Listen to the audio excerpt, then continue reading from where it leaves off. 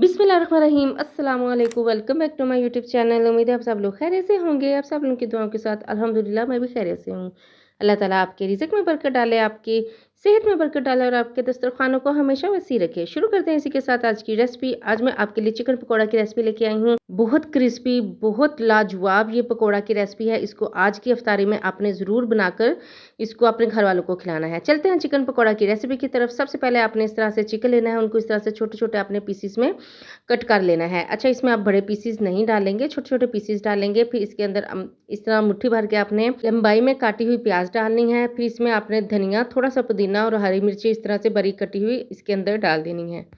अब आप इसके अंदर कुछ बेसिक से मसाले डालेंगे, जिसके अंदर धड़ा मिर्च होगी, टेबल स्पून और इसके अंदर थोड़ा-सा आपने साबुत ज़ीरा डालना है। ये आपने गरम मसाला डालना है थोड़ा-सा। अच्छा, क्वांटिटी में आपने चिकन के हिसाब से इसके अंदर मसाले डाल रही हूँ। आप मसालों की क्वांटिटी कम-ज़्यादा कर सकते हैं।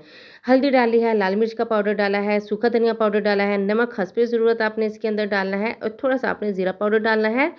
और क्रिस्पी करने के लिए इसके अंदर आपने चावल का आटा डालना है और थोड़ा-सा आपने बेसन डालना है। अच्छा, अगर आपके पास चावल का आटा नहीं है तो आप कॉर्नफ्लोर डाल सकते हैं, कॉर्नफ्लोर नहीं है तो आप मैदा डाल सकते हैं। ठीक है, आपके पास जो भी अवेलेबल है आप इनको क्रिस्पी करने के लिए डाल सकते हैं। अभी आपने इनको अच्छे से मिक्स करना है और पानी डालते हुए आपने जिस तरह पकौड़ों का बैटर बनाते हैं ना, बस आपने उसी तरह इसको बनाना है।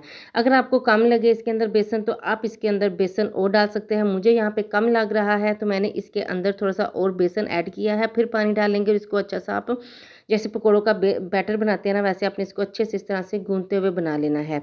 अच्छा, ये क्रिस्पी पकौड़ा इतना मज़ेदार बनता है, इतना क्रंची बनता है कि आप इसको 2 से 3 दिन भी रखेंगे ना पका बना के, तो ये इसकी जो क्रिस्पीनेस है ना वो कम नहीं होगी। अच्छा, इसके अंदर जो स्पाइसेस है ना वो आप उनका लेवल कम ज़्यादा कर सकते हैं, क्योंकि मेरे बच्चे कम स्पाइसेस खाते हैं तो मैंने कम डाले हैं। आप ज़्यादा डाल सकते हैं इसके अंदर स्पाइसेस, ठीक है।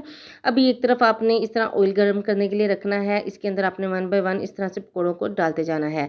अच्छा, आपने ख्याल रखना है कि चिकन के पकौड़े आपने बिल्कुल मीडियम से थोड़ी सी लो फ्लेम करके ही पकाने हैं, ताकि चिकन भी अच्छे से पक जाए और कलर भी अच्छे से इसका आ जाए। ठीक है, आपने इसको ज़्यादा डार्क की तरफ नहीं लेके जाना चिकन पकौड़े को, वरना ये ना देखने में अच्छा लगेगा।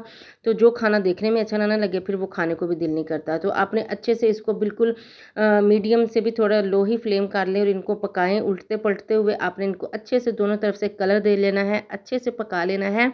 और ये देखें जी, इस तरह से माशाल्लाह हमारे चिकन के क्रिस्पी क्रिस्पी जो पकोड़े हैं वो रेडी हो चुके हैं। आपके सामने आपको देखने में ही लग रहा होगा कि ये कितने क्रिस्पी बने हैं, क्योंकि हमने इसके अंदर चावल का आटा डाला है।